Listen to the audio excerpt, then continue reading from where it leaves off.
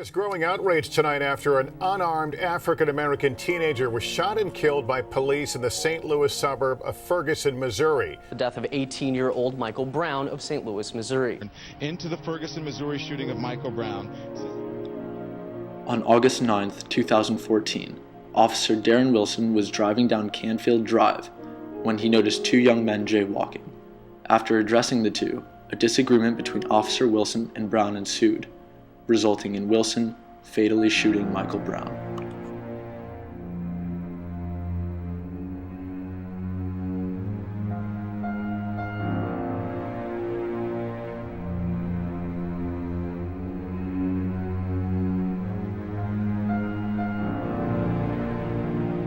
"10 minutes before the shooting took place, a store clerk reported a robbery at his convenience store, Ferguson Market and Liquor.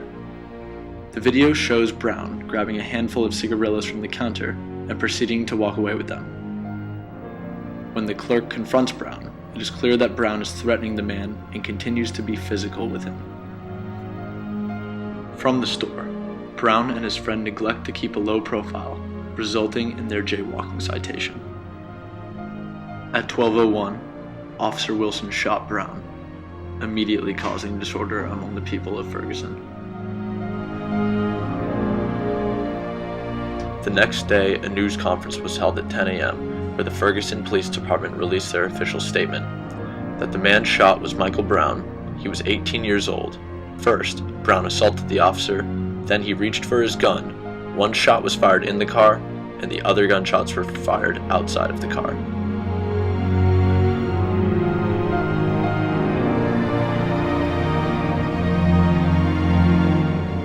That Monday, before any detailed information or a proper investigation had been conducted, protests were incited by Michael Brown's stepfather, demanding answers for the cause of his son's death. What started as peaceful protests were violently escalated with increasing numbers. By 8 p.m., law enforcement was forced to use tear gas and other non-lethal weapons to try to subdue the protesters. This meaningful protest was deviated by chaotic individuals, turning it into a full-scale riot. The rioters lost track of their purpose and turned to assaulting police officers and looting local businesses.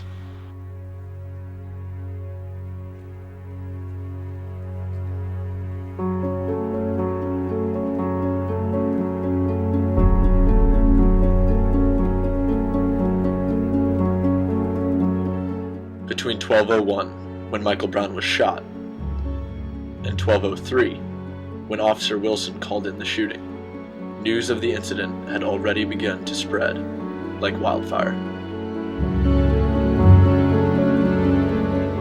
The first person to report was a local man with the Twitter handle @ThePharaoh.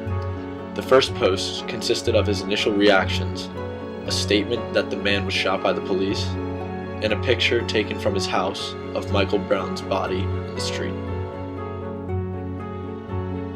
Subsequent to his posts, the Pharaoh's followers bombarded him with questions regarding the shooting. His responses show the first signs of inaccuracy and hysteria resulting from vague details.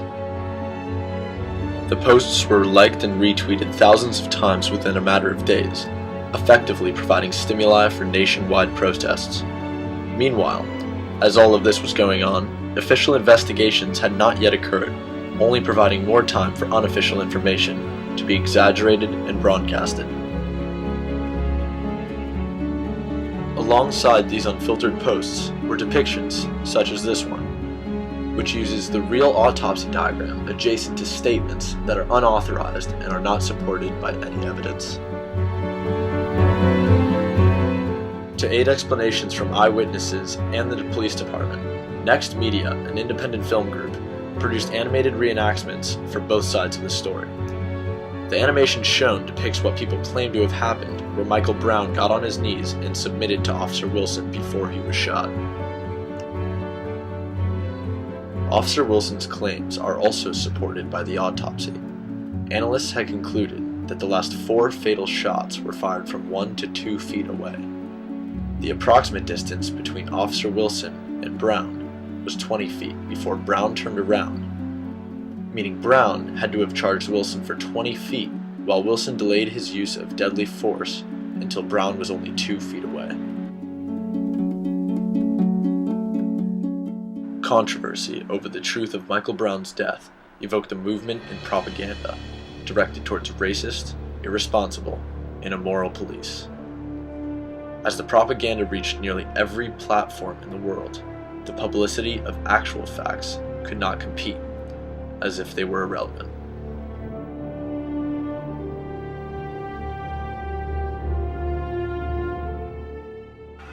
The first place I heard from was from Twitter. I think the first source that I heard about the Michael Brown case was Twitter. I didn't even know it was the Michael Brown case. It was just like a bunch of people were like this shit's crazy or whatever, like that hashtag Ferguson. Like that's, I didn't even know it was the Michael Brown case or anything. It was just like things like that all over my timeline. Yeah. And They were just claiming that it was a racist act and that a police officer had shot an unarmed man over nothing. I think it was a negative because it was just noise, really. Like from the Twitter post, I couldn't even. I told you what had happened. Yeah. At all, it could have been anything. So I think it was ineffective, and it sort of made it worse because it just like people are making noise. It's just like everybody's screaming like something, but nobody really knows what's going on. So Yeah. All those Twitter posts just fueled the riots. it played a big part in causing the riots. Yeah. I would say, because like you have all that noise, and people are sort of on like Michael Brown's side and saying like the cop is at fault in the situation. I feel like it wouldn't have gotten out as far, but because of social media, it just gets so widespread and everybody hears about it. So all those posts saying that it's a racist act, they just kind of fuel each other.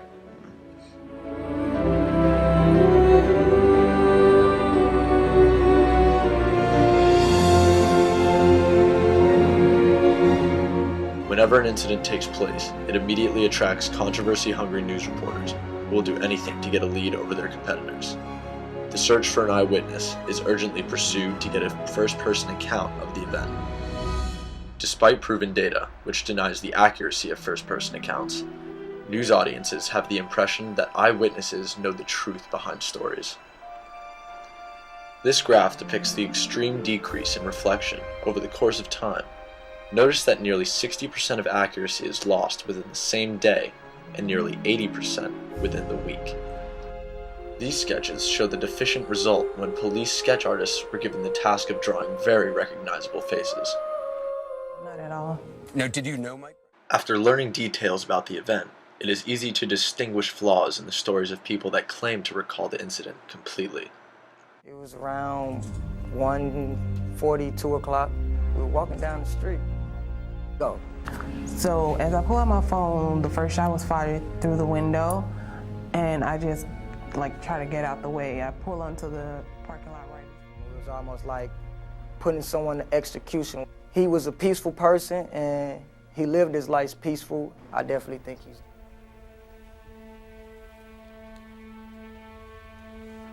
Aside from the physical damage caused by riots, Darren Wilson and his family were subject to emotional damage, including threats such as this one, which reads, "Are there any real black men that would love to go down to give back those bullets that Officer Darren Wilson gave Mike Brown? If we're unable to locate Officer Wilson, then Wilson's wife, and if not her, then his children." Unfortunately, the violent mayhem spread across the nation. In Brooklyn, 2 police officers were sitting in their patrol car when they were shot at point-blank range and killed.